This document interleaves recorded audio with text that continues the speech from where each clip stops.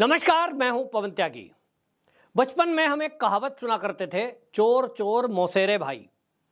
जब ये कहावत को हम अपने बुजुर्गों से पूछा करते थे कि इसका मतलब क्या है, तो वो बताया करते थे कि जब चोर कहीं दूसरे गांव का भी अगर कोई रास्ते में मिल जाए, तो कितनी भी दूर का चोर क्यों ना हो, अगर दो चोर आपस में मिलते हैं तो उनका आपस का ऐसा व्यवहार होता है जैसे मौसी का लड़का मिल गया हो। मौसेरा भाई मतलब मौसी का लड़का। अब इस तरह से चोरों के बारे में कहावत मिल गई कि यदि दो चोर मिल जाएं तो वो एक दूसरे का सामान नहीं चुराते, वो साथ हो जाते हैं और साथ मिलकर फिर चोरी करते हैं। आज ये कहावत दिल्ली की सरकार और देश के विपक्षी पार्टियों पर पूरी तरह चरितार्थ होती हुई नजर आ रही है। आज आप देखें कि मोदी सरकार 2014 के बाद से जब से आई, उनका एक सूत्रीय अभियान है कि भ्रष्टाचार मुक्त भारत।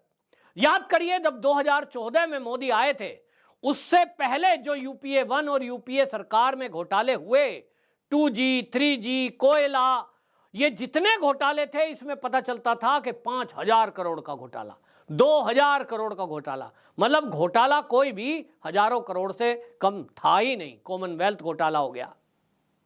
देश की जनता इन भ्रष्टाचार से परेशान थी, क्योंकि लोग कहते थे कि हम टैक्स देते हैं, हमारा देश विकास नहीं कर रहा, सड़कें टूटी हुई हैं, अस्पताल नहीं, स्कूल नहीं, अच्छे इंफ्रास्ट्रक्चर नहीं, ट्रेनें अच्छी नहीं, और ये लोग नेता हजारों हजारों करोड़ लूट रहे हैं। देश की जनता को जब यह समझ में आ गया कि कांग्रेस को मुक्त करना होगा, जब तक इस देश से कांग्रेस से छुटकारा नहीं मिलेगा, यह भ्रष्टाचार से मुक्ति नहीं हो सकती। और इसलिए देश की जनता ने तय किया कि एक ऐसे व्यक्ति को देश की प्रधानमंत्री की कुर्सी पर बिठाया जाए जो राष्ट्रभक्त हो और जो साथ साथ सनातनी भी हो, ईमानदार हो। तो नरेंद्र मोदी का नाम जैसे ही सामने आया, लोगों ने भारतीय जनता पार्टी को जिताया और देश के प्रधानमंत्री के रूप में 2014 में नरेंद्र मोदी हमको मिले। उन्होंने जो वादा किया था उस वादे के अनुसार चलना ही था। तो भ्रष्टाचार मुक्ति के लिए कड़े कानून बनाए गए, और जब वो कड़े कानून बना दिए गए तो जिन्होंने भी भ्रष्टाचार किया था, पहले बड़ों से शुरुआत की, तो जो राज्यों के मंत्री हैं, मुख्यमंत्री हैं, केंद्र में मंत्री रहे, उन सब की जांच कराई गई। जो पुराने घाघ थे वो तो फंसे नहीं हैं, अभी बचे हुए हैं, लेकिन जो नए नए नेता बने वो कहीं ना कहीं ईडी के शिकंजे में आ गए।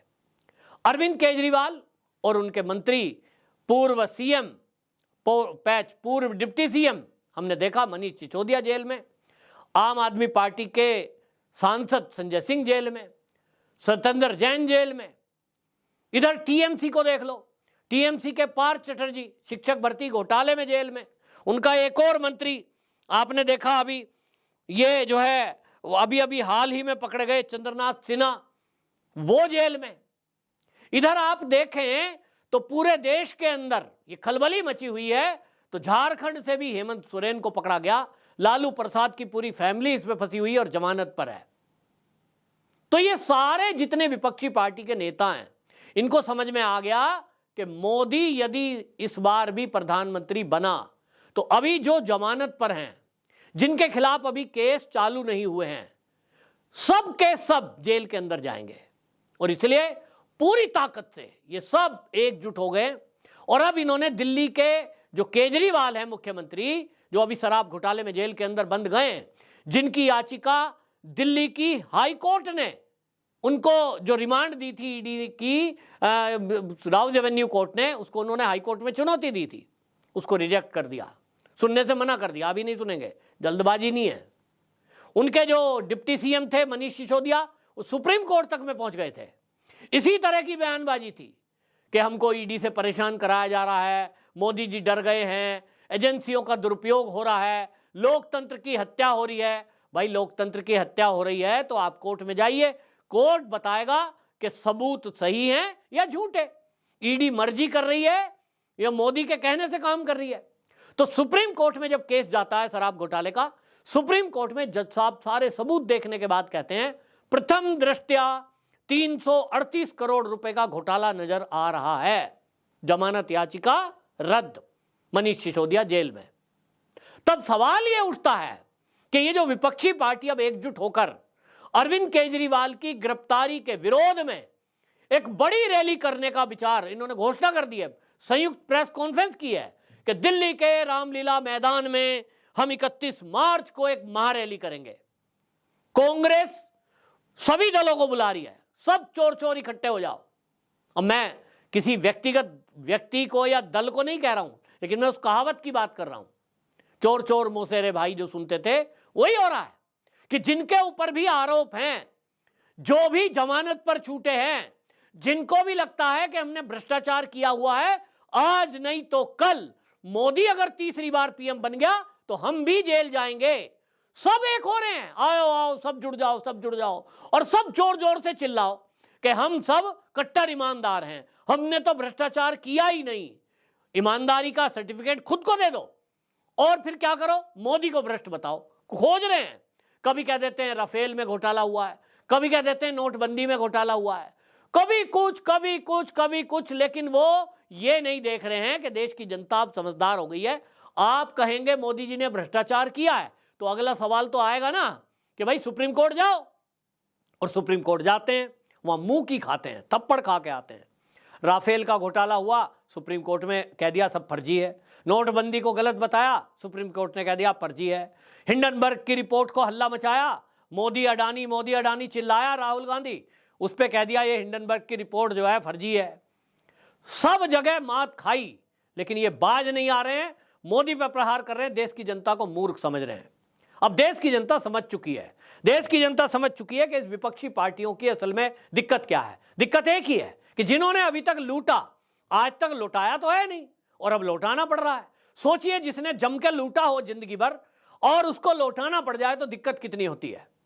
आप यदि किसी से 10-20 हजार रुपए ले लें और खूब मौज मस्ती में उड़ा दें और फिर लौटाना पड़ जाए तो दिक्कत 10,000 रुपए में हो जाती है। इनका तो करोड़ों का मामला है, अरबों का मामला है, करोड़ तो अब छोटा हो गया। और इसीलिए अरविंद केजरीवाल के पक्ष पे ये सब जो 31 मार्च को दिल्ली में महारैली करने जा रहे हैं, इसमें ये पूरा इंडिया अलायंस फंसेगा।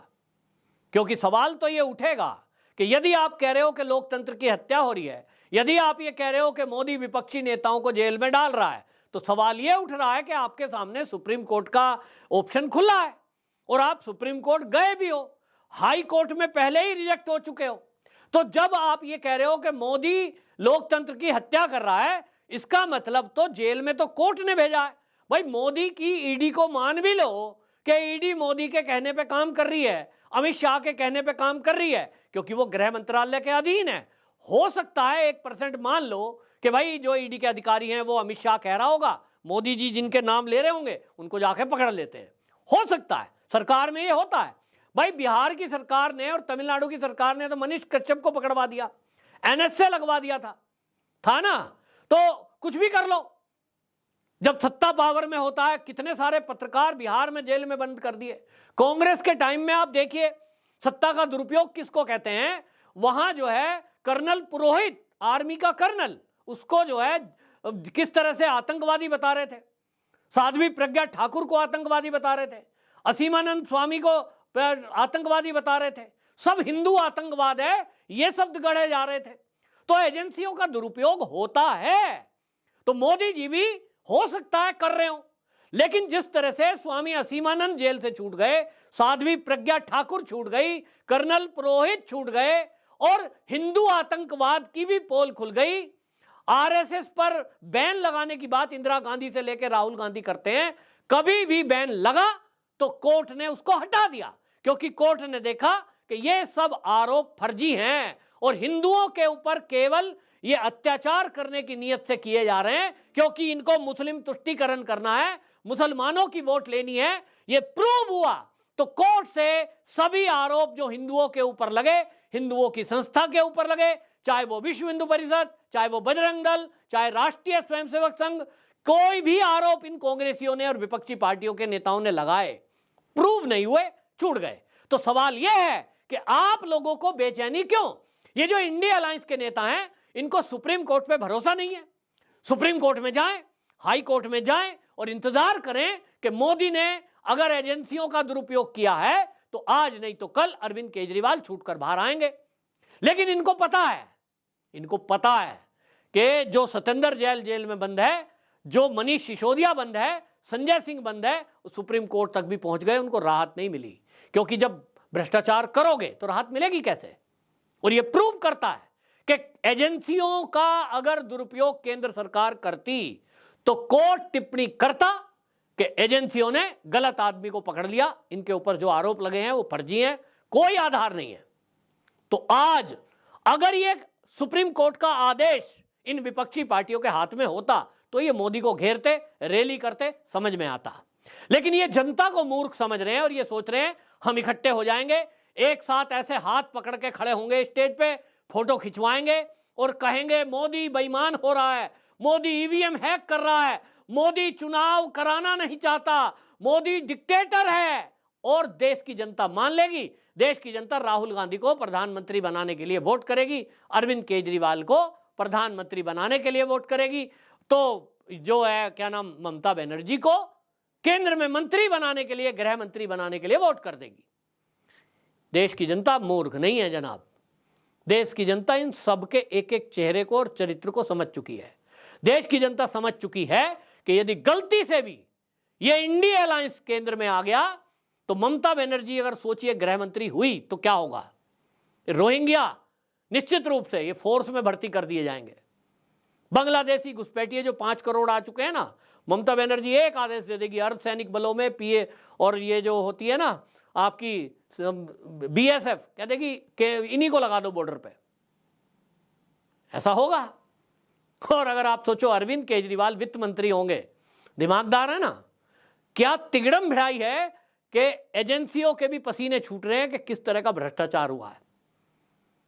तो ये इसी तरह का दिमाग लगाएंगे, कहां से कैसा कमाया जाए। और कांग्रेस तो माशाअल्लाह है ही है, आप जान ही रहे हैं। तो कुल मिलाकर के ये इंडिया अलायंस सारा इकट्ठा हो रहा है, लेकिन देश की जनता इनकी इन रैलियों से, और अब ये सवाल उठ रहा है कि जो कांग्रेस के सुप्रिया श्रीनेत है, संदीप दीक्षित है, और ये जितने बड़े नेता दिल्ली के हैं, ये सबके सब अजय माकन जैसे नेता प्रेस कॉन्फ्रेंस करके कह रहे थे केजरीवाल ने बहुत बड़ा घोटाला किया है और ये जो है इसकी जांच होनी चाहिए और केजरीवाल को जेल में भेजना चाहिए।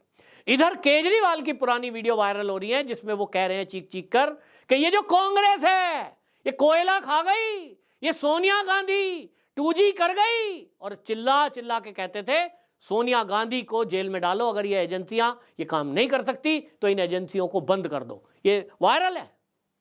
संदीप दीक्षित जो आज अरविंद केजरीवाल के पक्ष में खड़ रहे हैं, इनकी मां को, यानी आज वो दुनिया में नहीं है, उनकी मां के नाम पे एक कागज ऐसे दिखाता था अरविंद केजरीवाल, ये देखिए मेरे पास पूरी फाइल है, ये जो शीला दीक्षित है इसने 5,000 करोड़ रुपए का घोटाला किया है, बिजली कंपनी बेच दी, ये 1,000 करोड़ का घोटाला किया है, ये जल बोर्ड बेच दिया, मैं इसके घोटाले खोलूंगा और जेल में डालूंगा। कितनी बदनामी करी। आज शर्म की बात है कि मां के मर जाने के बाद उनका बेटा आज उसी आदमी के साथ खड़ा है, उसी के पक्ष में जो है उसकी मां को गाली देता था। शर्म करो। लेकिन इनको शर्म आएगी नहीं, क्योंकि चरित्र में नहीं है। इनको केवल एक बात पता है कि एक गांधी खानदान है, उसने जो ऑर्डर दिया उसका कहना मानो, अपनी अंतरात्मा को मत देखो ना अपना दिमाग चलाओ। लेकिन देश की जनता जानती है, देश की जनता अब जब चुनाव आएगा इन सबको सबक सिखाएगी और इनकी पहचान बनेगी। ये देखिए एक तरफ जो हाथ पकड़े खड़े हैं ये हैं सब चोर चोर मौसेरे भाई, और एक तरफ वो है जिसने कहा है जिसने भी लूटा है लौटाना पड़ेगा। और इसीलिए संभल के वोट डालना, भावनाओं में मत बहना, जाति में मत बंटना, धर्म के आधार पर आपस में मत लड़ना, सतर्क रहो। ये लुटेरे फिर से एक बार शामिल हो रहे हैं आपकी वोट लूटने के लिए। देश को लूटा, वोट लूटने का टाइम आया है, तो अब ये तरह तरह के नाटक नौटंकी करेंगे। लेकिन देश की जनता सोशल मीडिया के माध्यम से जागृति लाने का काम मैं कर रहा हूं, अब आप भी करेंगे। इस वीडियो को शेयर करके अगर आपको लगता है कि देश की जनता को यह पता लगना चाहिए कि विपक्षी पार्टियों का चरित्र क्या है। आपकी क्या राय है कमेंट बॉक्स में भी जरूर लिखें। वंदे मातरम।